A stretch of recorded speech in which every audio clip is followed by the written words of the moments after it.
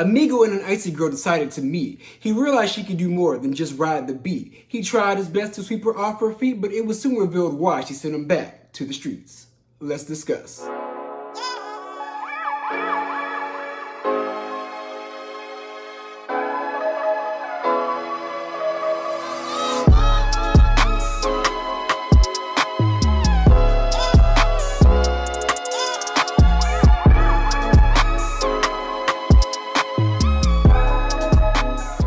What's up, y'all? It's your boy Beasley here. Hope you all are staying cool, calm, and collected out there. Today I want to talk to you guys about something that I've wanted to talk about for a while, but I'm glad I kind of held off on it. And it's this whole entire Saweetie and Quavo situation. Now, if you don't know who these two people are, Saweetie is a new up-and-coming female rapper. She's pretty much on her way to prominence at this point. Like, I'm a big fan of Saweetie. And then also we're going to talk about Quiznos, who is 1/3 of the Migos, aka Alvin and the Chipmunks, aka the Rowdy Rough Boys, aka Huey, Dewey, and Louie, aka the Beatles. Now starting off, y'all gonna get enough of idolizing these celebrity relationships. Yes, everybody looks good together on paper, in magazines, behind flashing lights, in photo shoots, and interviews, but when you get down to the core of issues, you guys got to remember that celebrities are humans too. They're just people with popularity and clout. Like, that's what they are. They have clout behind their name. Therefore, everybody looks up to them and thinks they are just like the peak and upper echelon of everything in life in terms of living standards, finances, and relationships. But in reality, 9 times out of 10, about 80% of it is all a facade. Now, before I talk about them two as a couple, I want to talk about how I feel about them individually. First off, starting with Saweetie. Saweetie is one of my favorite rappers. Is it Sweetie or Saweetie? I say Saweetie, so I'm just gonna. The A isn't silent to me. I'm gonna say Saweetie. That's your name. Now, when it comes to all the female rappers out right now, I will say that I'm a fan of all of them. I like every single female rapper, and I listen to all of their music. Like, even the ones that you haven't really heard of, like Erica Banks and Ken the Man. But I just love female rap, and Saweetie, no slight to these other girls, but she is my #1 favorite female rapper. You guys may dog her on her rap skills and her lyricism, but really, at this point in the industry, especially in the female rap game, we just need some people that are going to step up to the plate. Like, we need them to just step up to the plate and just build them up from there. And that's what Saweetie did. She stepped up to the plate. Her music was not that great at first. Like, her skills were not that great, but you can see the constant progression in her artistry.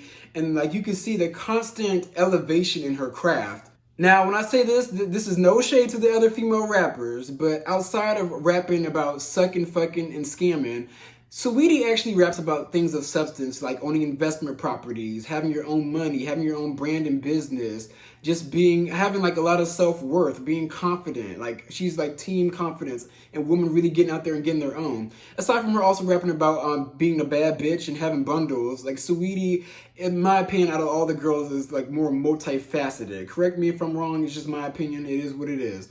But overall, out of all the female rappers, I feel like Saweetie is the best role model. And like I said before, I do not believe that your kids should be looking up to these celebrities or raised by these celebrities. But we got to keep it real. Like, in this day and age, that's what kids care about. Like, all kids care about today is celebrities, social media, the shade room, hot Cheetos, and tablets. That's all they care about. So out of anybody to be a role model to your kids, I feel like Saweetie fits the bill. Now, moving on to Quavo, who is also part of the Migos. I will say that I am a big fan of the Migos. I do love their music. Even back from the very beginning when I didn't even know what they looked like. Really, I thought they were like a group of like old men trying to just get the glory days back. Because for Takeoff, for him to be like the youngest of the group, he sounds like an old man that smoked a bunch of Newports and just drinks wine all day. But overall, I do love the Migos music. However, I do kind of feel some type of way towards Quavo when he charged up my cousin that one year.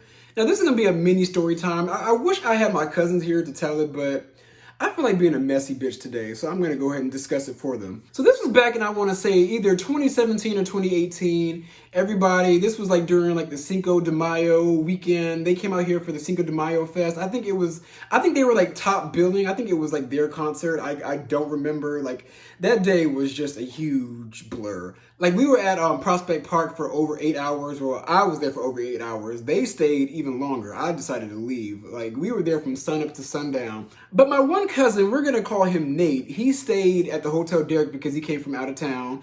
And he was just sitting in the lobby minding his business, playing on his phone. And then out of nowhere, per his words, Quavo walked up to him and snatched his phone out of his hand. And they were getting ready to jump him. I think it was just Takeoff with him. Offset wasn't there. And this other rapper by the name of Sauce Walker, and then also some other miscellaneous Negroes, they were there in the camp. But they were getting ready to jump my cousin Nate. And it wasn't until my twin cousins that are big as shit, we're gonna call them Keenan and Kel, they came up and they kind of like squashed everything because they saw how big that they were in comparison to them. And I think Sauce Walker stepped in and kind of chilled out the situation, and then everybody just went about their days. But ever since those days, and coupled with the fact that the Migos tend to jump a lot of people, like, you know, they're always running in threes, and they just jump everybody, even down to the BET Awards. But ever since then, I kind of just looked at Quavo and then with the side eye, because I'm just like, you guys have all the money, all the fame, success, and you're talented, but yet you choose to squander it by constantly fighting for no good reason when you could just turn the other cheek. Like, what point do you have to prove at this point? And it also bothers me, I'm running on a tangent, but it bothers me that, like, it's not okay for these females to fight in the industry, but yet these men can get away with it, and they don't lose brand deals and endorsements, but yet if a female decides to fight another female, not in the Nicki Minaj Cardi B case, but if a female decides to fight another female, they're labeled as classless, shameful, they should be ashamed of themselves, and they also run the risk of losing their career and having other people not want to work with them. It's just a double standard, you know, like that just really grinds my gears. But anyways, let's get back on fucking track. So Saweetie and Quavo, you know, they were for the longest. Me personally, at first, I thought they were like an industry pairing. Like, I thought they were just put together for publicity. But over time, like, I saw just how genuine their relationship was. And I'm just like, oh, they look so cute together. Oh my God. But last week, Quavo and Saweetie announced that they broke up. Well, really, it was made known to us by a few Instagram trolls that, I don't know how y'all do this, but y'all keep up with who is following each other and who isn't. So somebody discovered that them two weren't following each other. And Saweetie just went ahead and made a public statement and basically stated that she had checked out of the relationship a long time ago and we decided to part ways and let that be on that. And then Quavo came out with some nigga rhetoric, basically saying like, oh, well, you should have just let me cheat in peace. You weren't the girl that I thought you was. That's what he said in a nutshell, basically. And Saweetie said, take care, and then the rest was history. So we thought. So fast forward all the way to this week, there was some leaked video footage of Saweetie and Quavo having a little bit of a tussle on the elevator. Kind of just like Solange and Jay-Z's debacle that happened at the Met Gala a few years ago. But unlike the Shade Room, I'm going to play the full video that TMZ posted. So go ahead and look at it and you be the judge.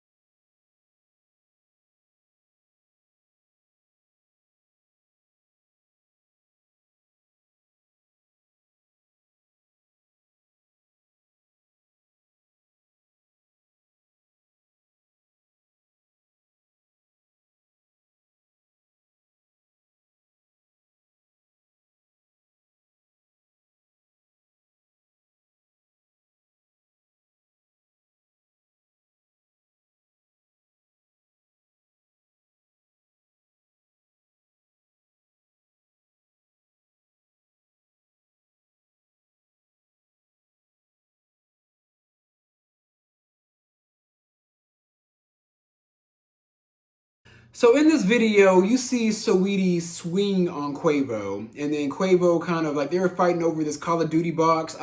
Now I know what Call of Duty is. Like, I am a gamer. I don't play Call of Duty. I don't fuck with Call of Duty. Now to me in the video, y'all, it's really tricky because from a point of view, it kind of looks like he was either trying to leave by gathering his things and she was trying to get him to stay.